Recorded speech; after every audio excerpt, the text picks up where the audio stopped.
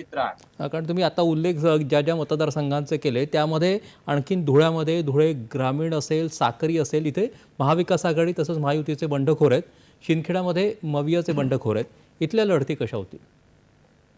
शिंदखेडा मतदारसंघामध्ये राष्ट्रवादी काँग्रेसला जागा सुटल्यानंतर त्या ठिकाणाहून प्रदेश सरचिटणीस संदीप बेडसे, भाजपचे विद्यमान आमदार आणि माजी मंत्री जयकुमार रावल, आणि यात सगळ्यात महत्वाचं जे आहे ते काँग्रेसचे जिल्हाध्यक्ष जे होते श्यामकांत सनेत, यांना उमेदवारी न मिळाल्याने किंवा काँग्रेसला जागा न सुटल्याने त्यांनी बंडखोरी केलेली आहे। त्यामुळे इथली लढत ही फार चुरशीची झालेली आहे। आणि आमदार जयकुमार रावल हे 3 वेळेस त्या ठिकाणी आमदार राहिलेले आहेत। संदीप बेडसे जरी त्या ठिकाणी उमेदवार असले तरी ते त्यातल्या मतदारांचं असं म्हणणं आहे की ते 6 ते 8 महिने अगोदरच त्या ठिकाणी येतात, प्रचाराला लागतात आणि तिकीट आणतात आणि ते निवडणूक लढतात।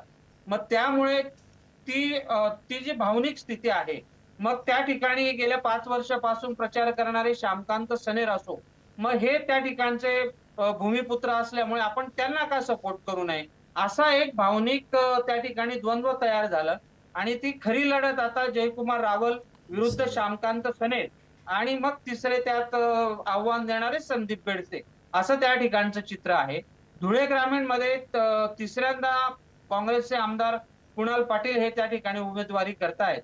भाजपने त्या ठिकाणी जे इच्छुक होते डॉक्टर सुभाष भामरे माजी केंद्रीय मंत्री, तर ते सुद्धा त्या ठिकाणी उमेदवारीसाठी इच्छुक होते।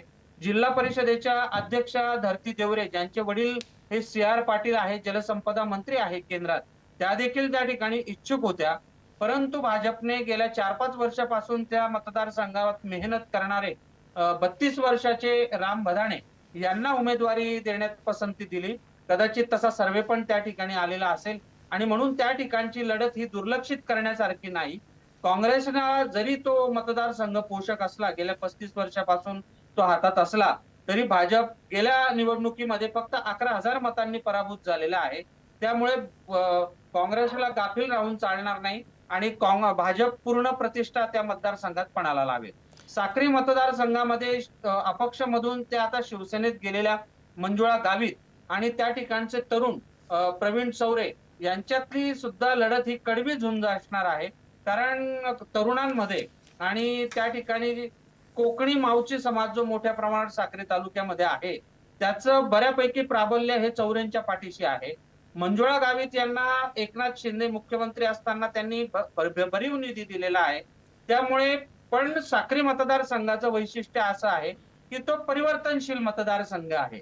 त्यामुळे कामांच्या बळावर मंजुळा गावित यांना दुसऱ्यांदा त्या ठिकाणी आमदारकी बहाल होते की परिवर्तनशील मतदारसंघ असल्याने प्रवीण चौरे यांच्या गळ्यात आमदारकीची माळ पडते, याकडे राज्याचं सुद्धा लक्ष असणार आहे। निखिल, जे दोन्ही जिल्हे आहेत, जे नंदुरबार झालं, धुळे झालं, इथे महत्त्वाचे मुद्दे कोणते आहेत सध्या? आवाज आपला समजला नाही काय? दोन्ही जिल्हे जे आहेत, धुळे आणि नंदुरबार, इथे हे राजकीय विषय सोडून आणखीन महत्त्वाचे मुद्दे कोणते वाटतात? या मतदारसंघामध्ये सगळ्यात महत्वाचा प्रश्न जो आहे तर तो म्हणजे एकतर बेरोजगारी आहे। त्यामुळे MIDC ची मागणी ही शिरपूर मधून पण होते।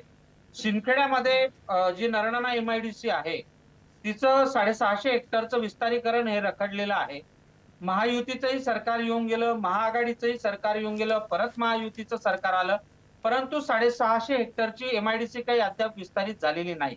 आणि त्याच्यात ज्या शेतकऱ्यांच्या जमिनी अक्वायर केल्या त्याच्यावर MIDC ने शिक्का मारल्यामुळे त्या 11 गावातल्या शेतकऱ्यांना, हजारो शेतकऱ्यांना जमिनीचा कुठलाही व्यवहार करता येत नाही, त्यांना कर्ज मिळत नाही।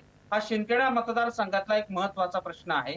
आणि तिथल्या MIDC ला संरक्षण शिंदखेडा मतदारसंघातलं हा ज्वलंत प्रश्न आहे। पाणी आणि रस्ते या ठिकाणी चांगल्या पद्धतीने विकास होत असल्यामुळे त्या ठिकाणी तो प्रश्न आता फारसा जटिल आहे असं वाटत नाही। आणि धुळे ग्रामीण किंवा धुळे शहरामध्ये MIDC, बेरोजगारी आणि विशेषतः दळणवळण सुविधा असली तरी कामांची गुणवत्ता हा फार महत्वाचा मुद्दा या ठिकाणी इफेक्ट करणारा ठरणार आहे। निखिलजी, आपल्याला ही चर्चा अशीच